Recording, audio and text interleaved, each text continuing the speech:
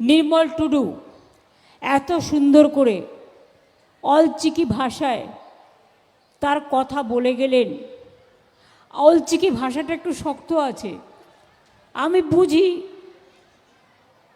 কিন্তু সবটা হয়তো বুঝতে পারি না, কিন্তু আমি অনেকটাই বুঝি। অলচিকি ভাষাতে এখন তো অভিধান বেরিয়ে গেছে, আপনারা জানেন। একাডেমি থেকে শুরু করে,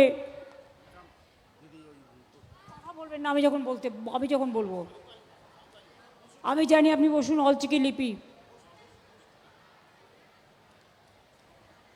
একাডেমি থেকে শুরু করে, কথা বলবেন না, আমি যখন বলবো আমি জানি, আপনি বসুন। অলচিকি লিপি শুরু করে, কথা বলবেন না, আমি যখন বলবো আমি জানি, আপনি বসুন। অলচিকি লিপি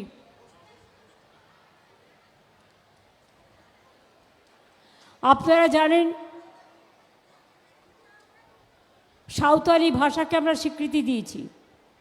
অলচিকি লিপি এখন সব জায়গায় পড়ানো হয়। দর্শক, দুদিন আগে এই ঘটনা ঘটেছে পুরুলিয়াতে, পুরুলিয়ার কাশীপুরে উনি প্রোগ্রাম করতে গিয়েছিলেন। তো সেখানে মানে এই কাণ্ড ঘটেছে। উনি যখন সভাতে বক্তব্য রাখছিলেন, তো যেটা উনি করে থাকেন আর কি, যে ভুল বললেও ভুলটাকেই এস্টাবলিশ করে দিয়ে চলে যান। কেউ দেখবেন সহজে ওনাকে শুধরানোর চেষ্টা করেন না। তো এদিন একটু সাহস দেখিয়েই বলবো, এই যে যাকে দেখলেন স্টেজে উঠে ওনাকে সংশোধন করার চেষ্টা করছিলেন, উনি হচ্ছেন হংসেশ্বর মাহাতো, টিএমসির আদিবাসী নেতা, জেলা পরিষদের কর্মাধ্যক্ষ আছেন, আগে জেলার দায়িত্বে ছিলেন। তো উনি ওনাকে সংশোধন করার চেষ্টা করছিলেন যে, দিদি, অলচিকি লিপি, অলচিকি ভাষা না, অলচিকি ভাষা না, অলচিকি লিপি, আর আপনি অলচিকি ভাষা বলছেন। অলচিকি ভাষা বলে কিছু হয় না, এটা একটা লিপি। তো এটা যখন ওনাকে বোঝানোর চেষ্টা করছিলেন, সংশোধন করে দেওয়ার চেষ্টা করছিলেন, কারণ উনি হয়তো কোথাও ভেবেছেন যে মুখ্যমন্ত্রী ভুলভাল বললে সেটাকে নিয়ে একটা সমালোচনা শুরু হয়ে যায় সোশ্যাল মিডিয়াতে, অনেকেই সরব হন, অনেকেই কটাক্ষ করে থাকেন। সেই জন্য উনি ভালো করতে গিয়েছিলেন, ওনাকে শুধরানোর চেষ্টা করতে গিয়েছিলেন। কিন্তু কি হলো, উনি শুধরাতে গিয়ে ওই রকম প্রত্যাখ্যিত হলেন, ওই রকম অপমানের শিকার হয়ে গেলেন। ওপেন মঞ্চে সকলের সামনে ওনাকে ওইভাবে অসম্মান করা হলো, ছিটকে চলে গেলেন। এবং উনি যে ভুলটা বলছিলেন সেটাও স্বীকার করলেন না, বললেন আমি সব জানি, অলচিকি লিপি। তার আগে তো অলচিকি ভাষা বলছিলেন, তার আগে তো লাগাতার অলচিকি ভাষা বলে বলছিলেন, অলচিকি লিপি তো বলছিলেন না। সেই জন্যই তো উনি পাশে এসে শোধরানোর চেষ্টা করছিলেন, যেটা আপনি বলছেন সেটা ঠিক না, এটা ঘুরিয়ে বলুন। হ্যাঁ, অলচিকি লিপি মেনে নিয়ে কথা বললেই তো হয়ে যেত, তাতে তো ওনার তো অসম্মানের কিছু হতো না। বলতে গিয়ে মানুষের একটু এদিক ওদিক হয়ে যায়, বা ভুল ধারণা কারো থেকে থাকতে পারে, সেটা শুধরে নেওয়া যেতেই পারতো, কিন্তু না। উনি তো সব জানতা, ওনার ওপরে কেউ কিছু বলতে পারবেন না, ওনাকে কেউ কিছু উপদেশ দিতে পারবেন না, ওনার কেউ ভুল ধরতে পারবেন না। উনি যেটা বলবেন সেটা ঠিক। উনি যদি বলেন যে সূর্য পশ্চিম দিকে উঠে, সেটাই মানতে হবে। যারা স্টেজে বসে আছেন তাদেরকে চুপ করে শুনতে হবে, প্রয়োজন হলে হাততালি দিতে হবে। ওনার ভুল সংশোধন করতে এগিয়ে যাওয়া, হ্যাঁ, আমি যখন বক্তব্য রাখবো কেউ কিন্তু এখানে ঘেঁষবেন না, কেউ ঘেঁষবেন না। মানে বুঝছেন, কারো ভালো করতে যাওয়াটাও ঠিক না। এই টিএমসির কারো বলতে মানে কি, টিএমসি নেত্রীর ভালো করতে যাওয়াটাও ঠিক না। তো দর্শক, এই হচ্ছে ব্যাপার। ওই নেতা সত্যিই মঞ্চে খুবই অপমানিত বোধ করেছেন। আমি যদিও ওনার কাছ থেকে রিয়াকশান পাচ্ছি না, আমি চেষ্টা করছিলাম ওনাকে ফোনে ধরার, উনি তো দেখছি ওনার ফোন পাচ্ছি না আর কি। আমার খুব ইচ্ছা ছিল ওনার সঙ্গে কথা বলার, যে কেমন লাগলো। দিদি তো খুব বলেন, আমরা আদিবাসী যারা আছেন তাদেরকে খুব সম্মান দিই। আমরা তো কদিন আগে দেখলাম একটা উদাহরণ, আদিবাসী ওই রকম সাঁওতাল সম্প্রদায় থেকে উঠে আসা রাষ্ট্রপতি হয়েছেন দ্রৌপদী মুর্মু, তাকে কীরকম অসম্মান করা হয়েছিল। শিলিগুড়িতে একটা প্রোগ্রাম করতে এসেছিলেন, তার একটা প্রোগ্রাম হবে, সেই যে সভাস্থল সেটাকেও দেওয়া হচ্ছিল না। এমন একটা ন্যারো জায়গাতে অনুমতি দেওয়া হয়েছিল, সেখানে সব আসতে পারছিলেন না। এবং এটাও উনি বলে গেছেন যে এখানেও যে মানুষ আসবেন সাঁওতাল সম্প্রদায়ের, সেখানেও বাধা দেওয়া হয়েছে। তারপরে দেখেছেন উনি এই মন্তব্য করেছেন বলে কত রকমের উল্টোপাল্টা বলা হয়েছে। একবার ভাবা হলো না যে এই রকম পরিবার থেকে উঠে আসা একজন এই পদে বসেছেন, উনি চেষ্টা করছেন ওনার যে সম্প্রদায় সেটাকে আরও এগিয়ে নিয়ে আসতে। উনি সাঁওতালি সম্মেলন মানে একটা যেটা হচ্ছিল সেখানে উনি এসেছিলেন, উনি তাকে তার প্রোগ্রাম ঠিকমতো করে করতে দিলেন না। আর উনি যে এসছেন রাষ্ট্রপতি হিসেবে, ওনাকে তো মিনিমাম সৌজন্য সম্মান দেখানো যে বিষয়টা সেটা তো করেননি। উনি কলকাতায় বসে রইলেন, ওনার মুখ্য সচিব বসে রইলেন, কেউ গেলেন না। তো এইরকম অসম্মান অমর্যাদা সেটা তো করা হয়েছে, সে সঙ্গে প্রোগ্রাম করতে দেওয়া হচ্ছিল না, এইসব। তো উনি খানিকটা আক্ষেপ প্রকাশ করেছিলেন বলে ওনাকে কীরকম দাগা হয়েছে, সাম্প্রদায়িক তকমা দেওয়ার চেষ্টা হয়েছে কার্যত, ওনাকে পলিটিক্যাল কালারে রাঙিয়ে দেওয়া হয়েছে, যাচ্ছে তাই করে বলা হয়েছে, যাচ্ছে তাই। একবার ভাবলেন না যে উনি কোন জায়গা থেকে উঠে এসে এই পদে বসেছেন, একটা মিনিমাম সৌজন্য সম্মান জানানো উচিত। তবে উনি কি করবেন, উনি পুরো দলটাই তো এইরকম না, পুরো দলটাই ওই রকম। তার কারণ উনি যেহেতু এইরকম। আমি কথাটা কেন বলছি, কারণ ওনার এই ঘটনার আগে আপনারা দেখেছেন অখিল গিরি কী ধরনের মন্তব্য করেছেন রাষ্ট্রপতির সম্পর্কে। দেখতে কেমন বাবা, আমাদের রাষ্ট্রপতি আমাদেরও বলেননি তোমাদের রাষ্ট্রপতি দেখতে কেমন বাবা। রাষ্ট্রপতিটা ওদের না, বিজেপি ওদের রাষ্ট্রপতি, ওনাদের না, এই টাইপের একটা মন মানসিকতা প্রকাশ। তো তারপরে উনি এসেছিলেন শিলিগুড়িতে, যেটা বলছিলাম, সেখানে এরকম অসম্মান করা হয়েছে। এটা নিয়ে অনেক হইচই হয়েছে। আদিবাসী সম্প্রদায়ের যারা আছেন তারা খুবই কষ্ট পেয়েছেন এবং সেখান থেকে অনেকেই উষ্মা প্রকাশ করেছেন, ক্ষোভ প্রকাশ করেছেন। তারপরে ইনারা আবার কী সব আধিক্যতা করলেন, আমরা রাষ্ট্রপতির সাক্ষাৎ করব, অনুমতি চাইছি, অনুমতি দেওয়া হচ্ছে না, আদিবাসীদের জন্য আমরা কি করেছি না করেছি সব একেবারে পাঁচালি আকারে শোনাবো। ওনারা আবার পাঁচালি শোনাতে যাচ্ছিলেন, রাষ্ট্রপতির সময় দেননি, প্রত্যাখ্যান করেছেন, খুবই কষ্ট পেয়েছেন। তো একটা জায়গায় গেলাম আমরা, একটা সাঁওতালি সম্প্রদায়ের সম্মেলনের ব্যবস্থা করা হচ্ছে, সেখানে করা হলো না, এখন আধিক্যতা করতে আসছেন পাঁচালি শোনাতে। দেখে তো এলাম কত উন্নয়ন করেছেন, হয়তো সেই ভাবনা থেকে এখন অ্যালাউ করছেন না রাষ্ট্রপতি। তো যখন সেই ক্ষতটা আছে আদিবাসীদের মধ্যে, যদিও ইনি টিএমসি নেতা, কিন্তু টিএমসি নেতা হলেও আদিবাসী সম্প্রদায়ের নেতা, তো সাধারণ সমর্থক তো লোকজন থাকেন তো, যারা পার্টি করেন না, সাধারণ সমর্থক আদিবাসী সম্প্রদায়ের, সাঁওতাল সম্প্রদায়ের বা অন্য আরও পিছিয়ে পড়া সম্প্রদায়ের, তারা তো আছেন। তো তারা তো এসব দেখে তারাও খুব কষ্ট পেয়েছেন। আমি যেটা খবর পাচ্ছিলাম, অনেকে বলছেন যে এই নেতার উচিত দল ছেড়ে দেওয়া। ঠিক যেমনটি দর্শক আমি কদিন আগে দেখিয়েছিলাম, আমি প্রথম সেটাকে হাইলাইট করেছিলাম এবং তারপর দেখলাম যে উনি সত্যি দলটা ত্যাগ করেছেন। টিএমসির এমএলএ, যিনি এখন এমএলএ আছেন, বিদায়ী এমএলএ মঞ্জু বসু, যিনি ধর্ণামঞ্চে গিয়েছিলেন। তো ধর্ণামঞ্চে যখন উনি গিয়েছিলেন, সেই সময় কি ব্যবহার করেছিলেন ওনাদের নেত্রী, নিশ্চয়ই দর্শক মনে আছে। ধর্ণামঞ্চ হচ্ছে, যারা এমএলএ তাদেরকে ডাকা হয়েছে, তো উনিও গিয়েছিলেন। দেখুন বড় করে দেখাচ্ছি, যে শাড়ি পরে উনিও গিয়েছিলেন। উনি মমতা ব্যানার্জির কাছে এগিয়ে যান, কিছু বলেন, বা যদিও উনি পরে বলেছেন আমি কিছু বলতে যাইনি, আমি অ্যাকচুয়ালি একটা প্রণাম করতে গিয়েছিলাম আমাদের নেত্রী হিসেবে।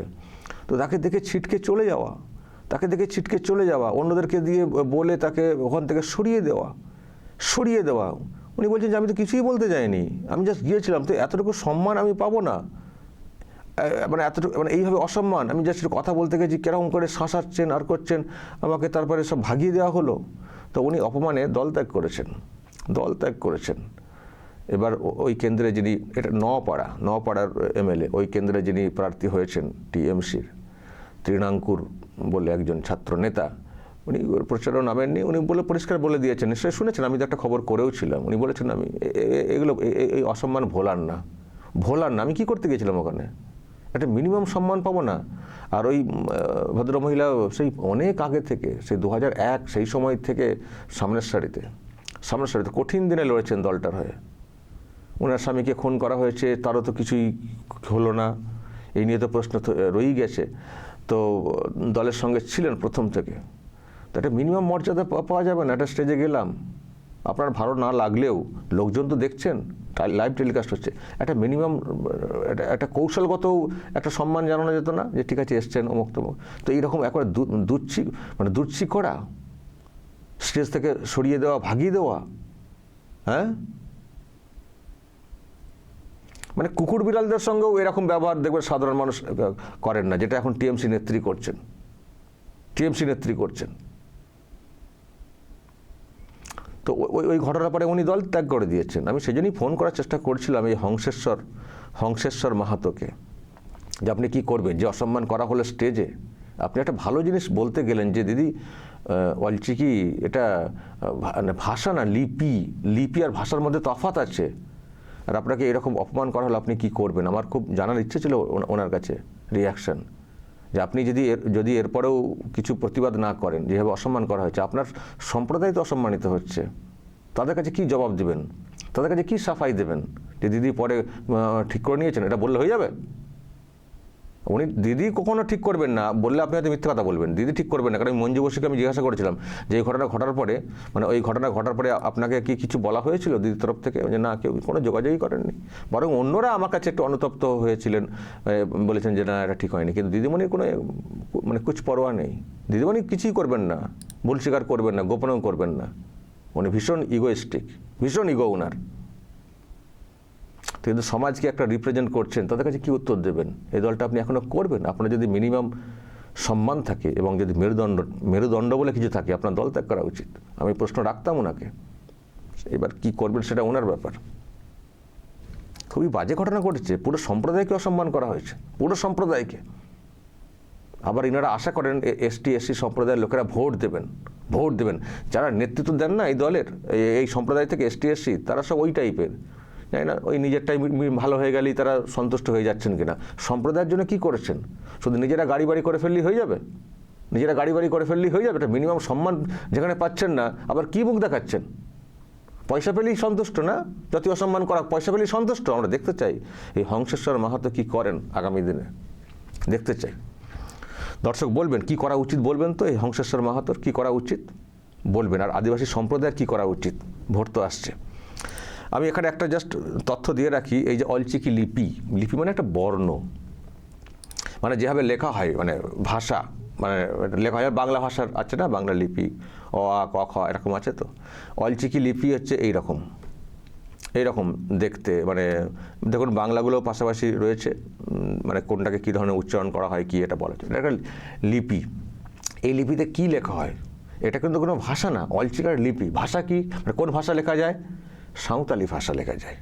সাঁওতালি একটা ভাষা, আর সেটাকে লিখতে গেলে প্রকাশ করতে গেলে লিখিতভাবে সেখানে যে লিপিগুলো ইউজ করা হয়, যেমন আমরা অ ক খ আমরা বাংলায় লিপি লিখি, সেরকম এখানে অলচিকি লিপি, মানে এটা একটা লিপির নাম হচ্ছে অলচিকি। এই যে বর্ণগুলো দেখছেন না, এটার নাম হচ্ছে অলচিকি, ভাষা হচ্ছে সাঁওতালি। যেমন বাংলা লিপিতে কিন্তু শুধু বাংলা ভাষা লেখা হয় না, আরও অনেক ভাষা লেখা হয়। অসমিয়া বাংলায় লেখা হয়, আরও ওইদিকে সব মানে উপভাষা আছে, ছোট ছোট ভাষা আছে। মানে আপনারা মেঘালয় টেঘালয়, ওই পাহাড়ি এলাকায় ছোট ছোট ভাষা আছে, সেখানেও কিন্তু বাংলা লিপি ব্যবহার করে তাদের উপভাষা ছোট লেখা হয়। মানে ভাষা অন্য টাইপের, কিন্তু লিপি দেখবেন বাংলা। আপনারা মানে অসমিয়া তো দেখেছেন তো, অসমিয়ার যে মিডিয়াগুলো দেখবেন ওরা কেমন করে সব বলছেন, মানে অসমিয়া ভাষা সব বলা হচ্ছে, লেখা দেখবেন বাংলায়। মানে বাংলা লিপি কিন্তু একাধিক ভাষা কিন্তু লেখা হয়। সুতরাং ভাষা লিপি কিন্তু এক না। মানে বাংলা লিপি মানে শুধু বাংলা ভাষার জন্য এটা না, বাংলা লিপিতে অন্য ভাষা লেখা যায়। ফলে লিপি আর ভাষা দুটো এক জিনিস না, আলাদা জিনিস। তো এখানে অলচিকি একটা লিপি, ভাষা হচ্ছে সাঁওতালি, মানে ওই লিপি দিয়ে সাঁওতালি ভাষা লেখা হয়। ওই লিপি দিয়ে আরও অন্য ভাষাও লেখা হতে পারে।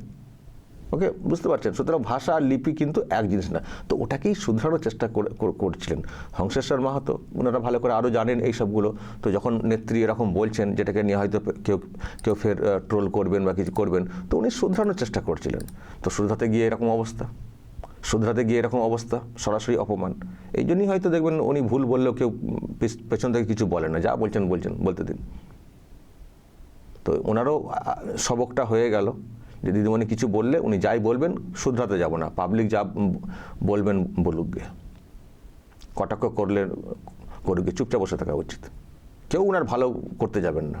উনি নিজেকে বিরাট সেয়ানা মনে করেন এবং বিরাট চালাক আর বিরাট বিজ্ঞ মনে করেন। যদিও আধ ঘন্টা বক্তব্য রাখলে 20 মিনিট ভুলভাল বকেন, 20 মিনিট ভুলভাল বকেন, কত খবর করব। দর্শক বলবেন যে ঘটনা ঘটেছে 2 দিন আগে কাশীপুরে, আপনাদের কি মত অবশ্যই বলবেন এবং নজর রাখবেন আরামবাগ টিভিতে।